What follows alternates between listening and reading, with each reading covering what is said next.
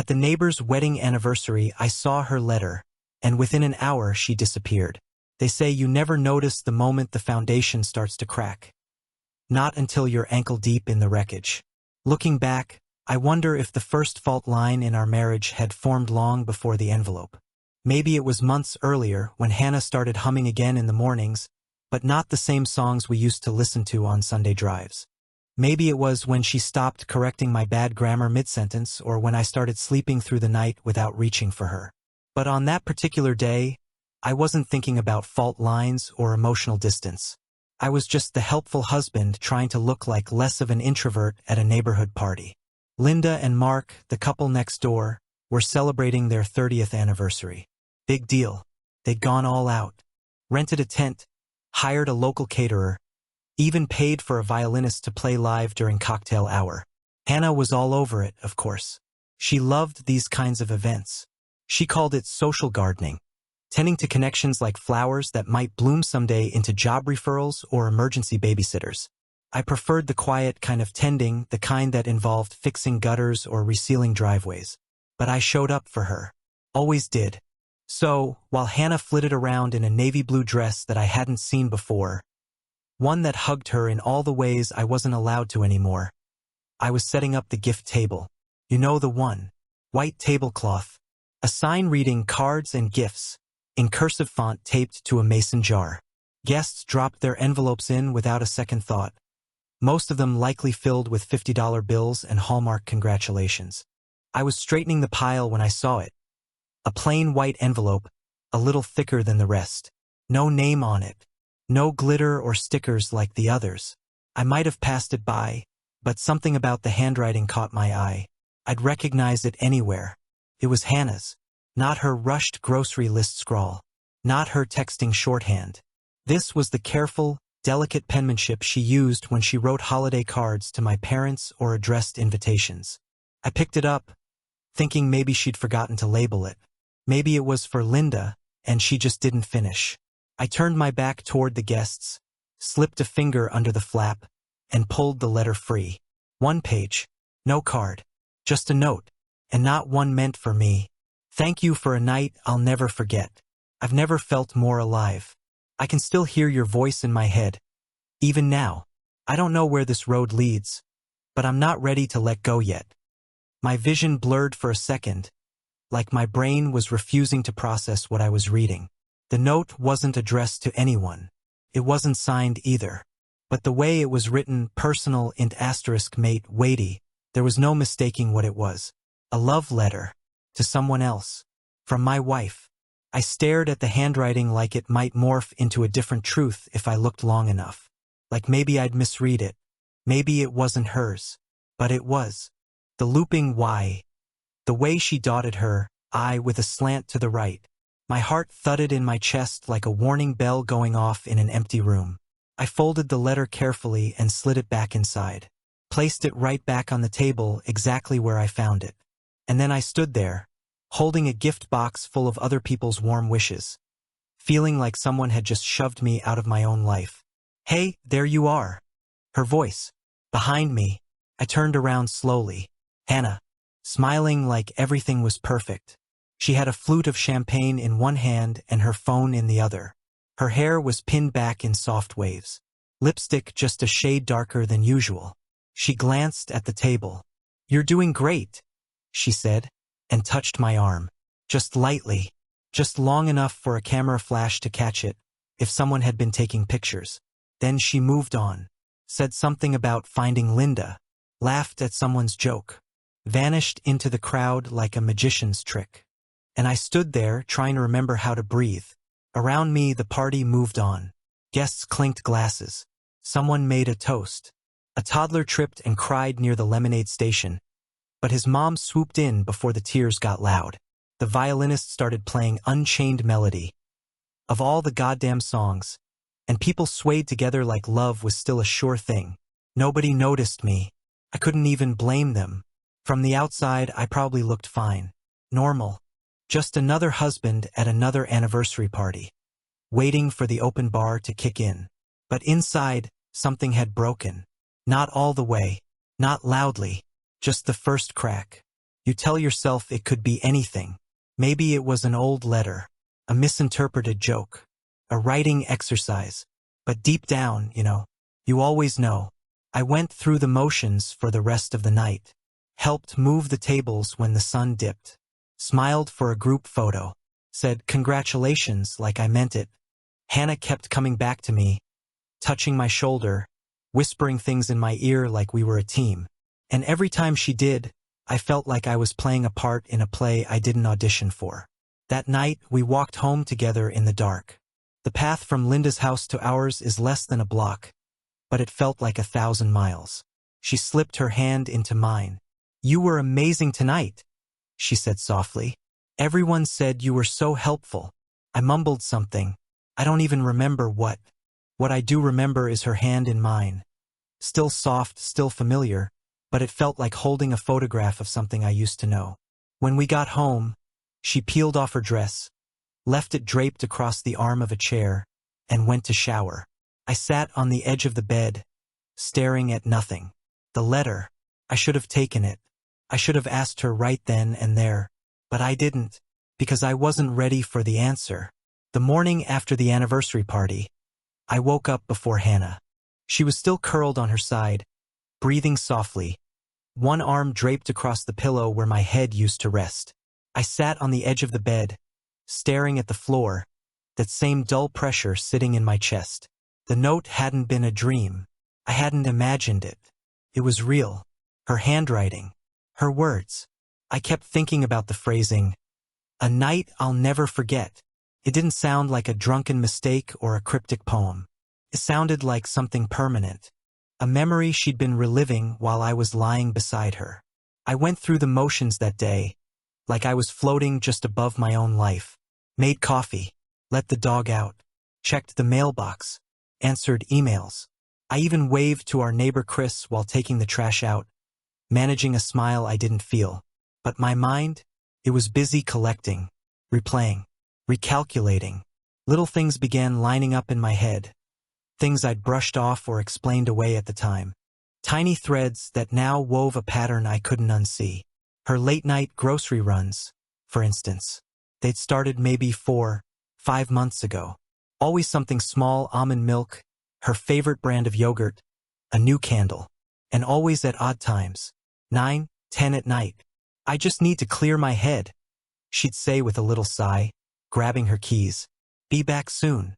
I remember how fresh her clothes always seemed when she came home. Not wrinkled, not tired, like she had changed into them before coming inside. I even joked once, asking if she had a locker at Trader Joe's. She laughed, but it was a weird laugh. Too sharp, too fast. Then there was the perfume. At first, I noticed it in the bathroom. Something new, something floral and expensive. Not her usual scent. When I asked about it, she said it was a sample her coworker had given her. But she started wearing it more and more. Not to work, not around the house, just for those nights out. Same with the heels I'd never seen before. And the dress from the party. She told me she got it on sale. But when I looked it up later, I don't know why I even bothered. It turned out to be a limited release from a boutique downtown. No sales, no discounts. The next day, I checked our shared bank account. Not because I was looking for proof, at least that's what I told myself. Just curiosity. 3 weeks back, there was a charge at a spa I didn't recognize. $210. That wasn't unusual on its own. Hannah took self-care seriously. But when I clicked on the business listing, I saw something strange. The spa was part of a hotel. Not adjacent. Not nearby. Inside. I went down a rabbit hole. Her calendar had always been our anchor. We'd used it to track everything: dinner with friends, her work trips, my dental appointments, even reminders to change the air filters. But around the same time the late-night errands started, she stopped syncing it with mine. Instead, I'd see scribbles in her paper planner. Vague entries like meeting or check-in. One just said H. I once asked what H meant. She said it was a note to call her mom. But her mom's name is Linda. Another time, I noticed her phone never left her side. Not that she'd ever been careless with it, but now it was different. She used to leave it charging in the kitchen overnight. Now it came to bed with her, even into the bathroom, always face down. Passwords changed. Notifications turned off. One afternoon, she was on the porch when her phone lit up next to me on the kitchen table. Just a flash. A name I didn't recognize. I picked it up instinctively. She must have forgotten it. She was back inside before I could call out. "Hey!" she said quickly, snatching it from my hand. "Thanks." Her voice was calm, but her grip was tight. I remember blinking at her. She smiled like nothing was wrong, like that was normal. That night, I lay awake, staring at the ceiling. I started wondering if I had somehow missed the signs earlier. Or maybe I had seen them, just refused to name them. You don't want to admit your wife might be hiding a whole other life from you. You don't want to be that guy, the one who finds out last. The fool. But it felt like someone had started rearranging the furniture in my memory. Things I thought were innocent now seemed curated, strategically placed. Like the girls' weekend back in June. She said they were staying at a rental house 2 hours away. Sent me a few photos, wine glasses, charcuterie boards, a selfie with 3 of her coworkers. But something about the lighting had bothered me. One of the pictures showed her holding a wine glass, smiling. But the reflection in the window behind her didn't match the scene. There was no couch behind her. Just a hotel-style desk. At the time, I didn't dwell on it. I figured maybe they had stopped somewhere before checking into the rental. Now I wasn't so sure. Then there were the conversations that went nowhere. I'd ask about her day, and she'd give me one-word answers. Busy. Long. Fine. She used to be the one who filled the room with color, describing every weird office moment, every rude client, every lunch hour observation. But lately, it felt like she was guarding her words, almost like she had to think before speaking. And the int asterisk Macy? That changed too. Subtly, but it changed. We were never the PDA couple, but we had our routines. Cooking together, brushing teeth at the same time, sharing playlists in the car. Those little rituals started slipping away. She started saying, "I love you," like a checkbox. Started going to bed earlier, turning away before I could reach for her. It's amazing how much of a person you can miss while still living with them. One night, I caught myself staring at her from across the dinner table, just watching her eat. The way she tilted her head when she chewed, the way her fingers twirled the stem of her wine glass. I wondered if someone else was watching her like this, memorizing her like I used to. The idea made me sick, but it didn't go away. At first, I told myself it wasn't fair to jump to conclusions. I didn't want to play detective. I didn't want to be the guy checking receipts or scanning texts when she left the room. But the longer I said nothing, the more it ate at me. Because when you see the crack, you start poking at it. You press just a little. You look for more. And eventually, the silence becomes too loud to ignore. So I started writing things down. Not obsessively. Just notes. Dates, names of places, times she said she was out. I wasn't sure what I was looking for. Just that something felt wrong. And if I ever needed proof, I didn't want to rely on my memory alone. I told myself I was being cautious. That maybe I'd look back and laugh at how paranoid I'd been. But I didn't feel like laughing. Not anymore. That envelope at the party? That was the first real evidence. The first undeniable thing I couldn't twist into something else. But it wasn't the last. Not even close. If the envelope at the anniversary party was the first crack, the moment at the garage was when the whole thing began to split open. It had been 3 weeks since that night. 3 weeks of pretending everything was normal. 3 weeks of cooking dinner, watching shows, and responding with yeah or when Hannah spoke, all while feeling like a stranger in my own life. I told myself I wasn't ready to confront her until I had more than a folded piece of paper and a handful of suspicions. I told myself I was being careful, patient, strategic. The truth was simpler. I was scared. Scared that if I asked the question out loud, she'd confirm the answer I already knew. Scared that if I looked her in the eye and said, "Who is he?" she'd tell me, and everything we had would vanish in an instant. So I stayed quiet. I watched her habits, her comings and goings, her makeup bag now permanently in her car, her new workouts, that somehow always left her looking more polished than sweaty. Her phone, which never left her side, now set to do not disturb. But the hardest part wasn't the evidence piling up. It was the way she started acting sweeter, like she was trying to paint over the cracks. She cooked elaborate dinners, left sticky notes on the fridge that said, "Love you," with little hearts, bought me a new travel mug for work. If I didn't know what I knew, I might have believed it. But I did know, and the gap between what she showed me and what I felt growing inside me was like standing at the edge of a cliff, watching the ground erode one pebble at a time. Then came the night of the corporate reception. It was for my firm, a bland, overpriced affair at a downtown hotel ballroom. A chance for upper management to smile and shake hands while the rest of us hovered near the shrimp cocktail table. Hannah had said she couldn't come with me. "Too much work," she'd said that morning. "I'll just stay home and catch up on things." She'd kissed me goodbye at the door, her lips warm but brief. By 9:30, I'd had enough of the event. Enough of the networking, the awkward small talk, the watered-down drinks. My head hurt, my tie felt like a noose, and all I wanted was to get to my car and go home. The parking garage was mostly empty when I stepped inside. The kind of echoing concrete space where your footsteps sound like someone else's. Dim yellow lights cast long shadows between the pillars. I was walking toward the stairwell when I heard laughter. Not just any laughter. Hers. My heart stuttered. I froze, listening. It was faint but distinct, her laugh. The one that started as a low hum before rising into a quick burst. I peered around the nearest column. There she was. Hannah. In the same navy blue coat she'd worn last winter, but with heels I'd never seen before. Her hair down, catching the dim light. She was standing beside a man in a tailored suit, his hand at the small of her back like it belonged there. They were waiting near the exit where the cabs lined up.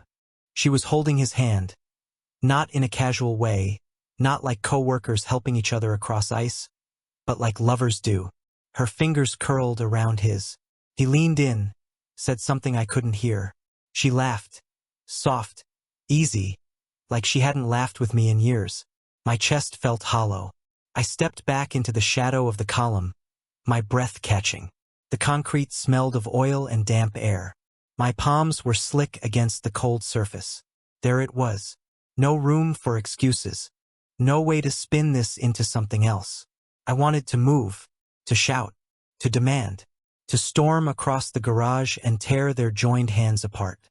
To look at her and say, "How long?" But I didn't, couldn't. I just stood there watching them step into a taxi together. Watching the door close. Watching the taillights disappear down the ramp until there was nothing left but the echo of my own heartbeat. When they were gone, I walked to my car slowly, like my body had to relearn how. I sat behind the wheel, staring at the dashboard, my fingers gripping the steering wheel until my knuckles went white. The silence inside the car was deafening. I replayed the scene in my head, frame by frame. Her hand in his, the way she tilted her head toward him, the way he guided her into the cab. I could have followed them. I could have called her phone right then. I could have done 100 things. Instead, I stayed where I was, breathing through my teeth, feeling something inside me harden. This was no longer a suspicion. This was confirmation. And once you have confirmation, you can't unknow it. The drive home felt like drifting through fog. Streetlights blurred into long streaks of white. My hands moved on the wheel automatically. At one point, I realized I was gripping it so hard my fingertips were numb. When I pulled into our driveway, her car wasn't there. I sat in the dark, staring at the empty space beside me, the spot where her car should have been, wondering where she really was. Wondering how many nights had been like this while I sat on the couch believing she was at the gym or with a friend. I unlocked the front door and walked inside. The house smelled faintly of her perfume. On the kitchen counter was a note in her handwriting. "Working late. Don't wait up." I almost laughed. Almost. Instead, I went upstairs, shut the bedroom door, and sat on the edge of the bed. My hands trembled as I opened the nightstand drawer where I kept an old notebook. I flipped to a blank page and wrote down everything I'd just seen, the time, the place, the description.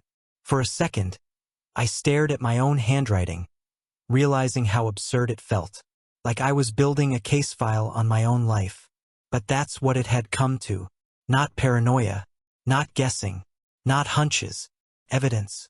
The first crack had widened, and now I was standing at the edge, staring down at the truth I could no longer ignore. After that night in the garage, something inside me switched. It wasn't rage. Not yet. It was colder than that. More methodical. I had moved past the doubt, the hoping, the benefit of the doubt that love makes you offer again and again until it breaks you. Now I needed answers. Real ones. Not half explanations or vague apologies dressed up as concern. I didn't want to confront her. Not yet. I wanted the full truth, the kind you couldn't spin or walk back. So I decided to do what I hadn't done before. Pay attention. And write everything down. I kept a small notebook tucked behind an old row of travel mugs we never used. Every time something didn't add up, I logged it, dates, times, receipts, even **TS. The notes felt ridiculous at first, like I was preparing for a trial that hadn't been announced yet. But the more I wrote, the more I realized how much I'd missed. Not because I hadn't noticed, but because I hadn't wanted to believe. It started with the bank statements. We had a joint account we used for bills, groceries, gas, and little things. But I'd never paid much attention to the details until now. I pulled up our digital history on my laptop while Hannah was at a team dinner one Thursday night. One line stood out. Bar Leclerc, $84.50. It wasn't the price that bothered me. It was the place. Bar Leclerc was one of those dimly lit lounges attached to a boutique hotel. Not the kind of spot you go to decompress with coworkers. It had velvet curtains, candlelit booths, and champagne cocktails with names like Golden Hour and Innocent Sin. A date place. I Googled the name and confirmed what I suspected. It was connected to the Sterling Plaza Hotel. That was the same place where I'd seen her get into the cab with that man. The timeline fit too well. I checked the date of the transaction. Same night. Same hotel. I sat back in my chair, the glow of the screen making my skin feel pale. I couldn't tell whether I was more relieved to have found something solid, or sick over how easy it was. Like the answers had been sitting in front of me all along. A few days later, I checked the center console of her car. I don't know what pushed me to do it, only that it felt like something she wouldn't think to hide. And sure enough, tucked between a crumpled Target receipt and a half-used chapstick, there it was, a dry cleaning tag from Crescent Cleaners. I almost laughed when I saw the address. It wasn't anywhere near us. In fact, it was 35 minutes away in a part of town we had no reason to visit. I used to work near there years ago, and knew it mostly for its proximity to art galleries, hip restaurants, and yes, luxury hotels. It didn't make sense. Hannah did all her regular dry cleaning 2 blocks from our house. Why drive across the city for something that could be done for half the price closer to home? Unless you didn't want to be seen. Unless someone else used that cleaner too.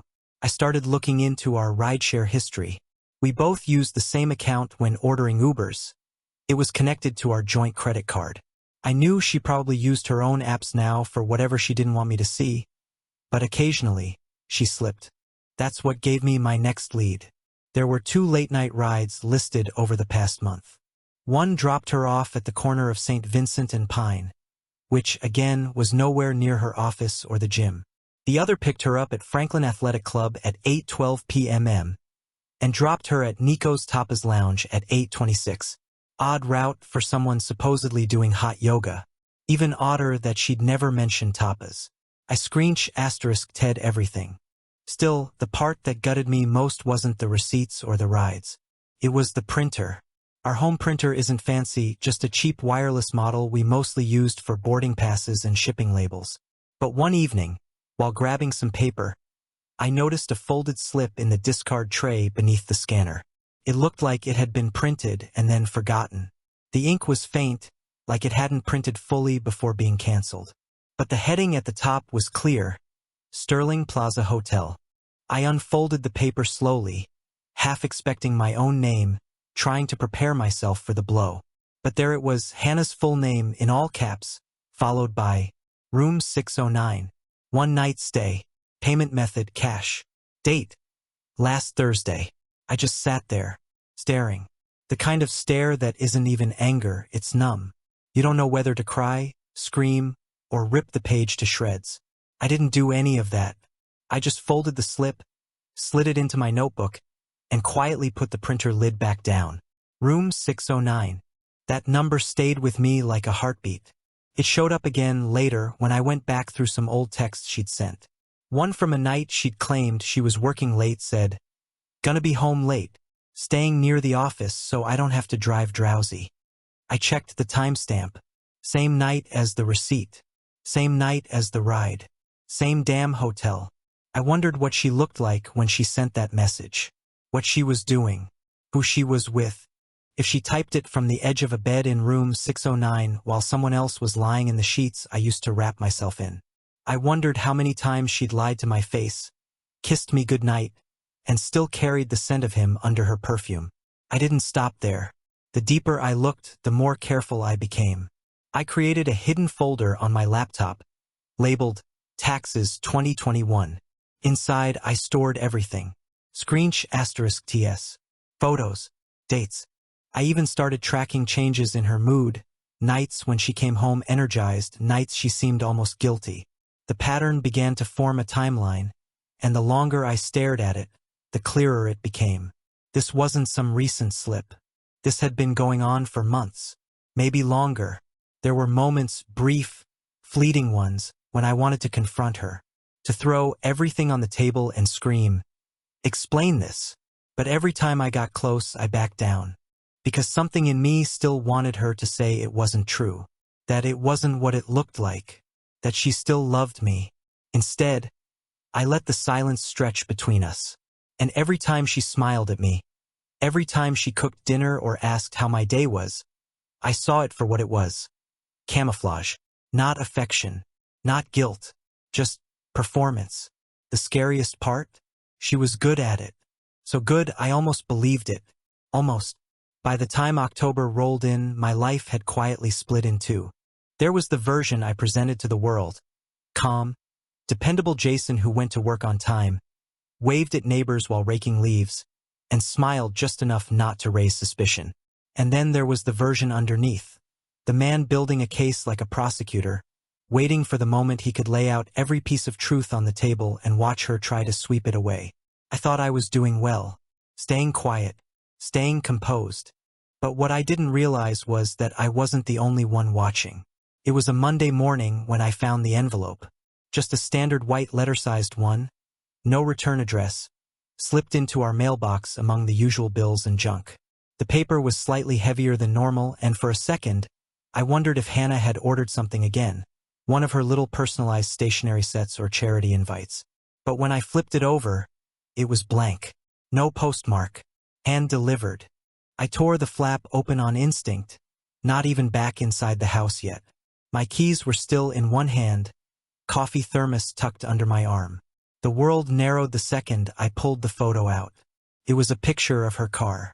Our car. Parked outside the Sterling Plaza Hotel. And she wasn't alone in the *T. Behind the car, slightly out of focus but still unmistakable, was Hannah, standing next to a man in a dark coat. He was holding her hand.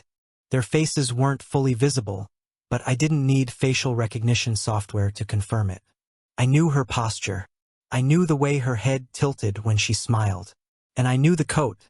That was the same one she wore the night I saw her in the garage. The timestamp printed at the bottom corner read October 3rd, 9:18 p.m. 3 nights ago. The photo felt warm in my hand, like it was still burning from the moment it had been taken. For a second, I just stood there on the front porch, trying to catch my breath. Leaves blew around my feet, the wind sharp with that early autumn bite, but I didn't feel any of it. I turned the envelope over again, looking for a note. Nothing. No sender. No message. Just the photo. Then I saw it. Tucked inside the envelope behind the picture was a folded printout. It was an email. From Caroline Mathers at Outlook.com to Jason White at email.com. Subject: Please read this. I think you deserve to know. Hi Jason. You don't know me, but my name is Caroline. I've debated for weeks about whether I should reach out to you. I know this will be painful, but I can't keep silent anymore. My husband, Thomas, has been having an affair with your wife. I found the messages by accident, but once I did, I kept digging. I found emails, receipts, and hotel bookings. Too many to ignore. I've attached copies of everything I have. The timeline matches what you might already suspect. The Sterling Plaza has been their regular spot. Always room 609. Always under her name, always paid in cash. I even followed them once, which is when I took the photo I left in your mailbox. I know how awful this is to read. I'm still processing it myself. I don't know what you plan to do with this information, but I thought you at least deserved to have it. I'm sorry. Truly. Caroline. I must have read that email 5 times before I finally went back inside. The quiet of the house greeted me like it always did, warm, undisturbed, completely unaware of the minefield it had become. I sat down at the kitchen table and laid everything out. The photo, the email, the printed receipts Caroline had attached. She wasn't exaggerating.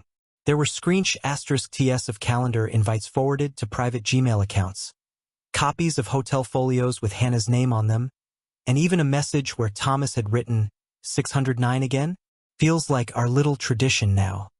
That number again. Mocking me. Caroline's files included a full breakdown of dates that matched nearly exactly with my notes. I cross-checked everything.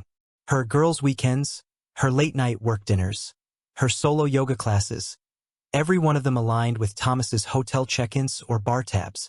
It was like 2 jigsaw puzzles snapping together into one horrifying picture. I stared at the printouts until the sunlight changed angles across the floor, until my coffee went cold, until the air in the room felt too heavy to sit in. I didn't cry. I didn't scream. I just felt stripped bare, like I was standing in the middle of our marriage and realizing that most of it had been stage props. Things arranged to create the illusion of a home. And then she walked in, like nothing had happened. "Hey babe," she said, setting her purse down. "I picked up that ginger tea you like." Her voice was cheerful, her face glowing, her eyes casual.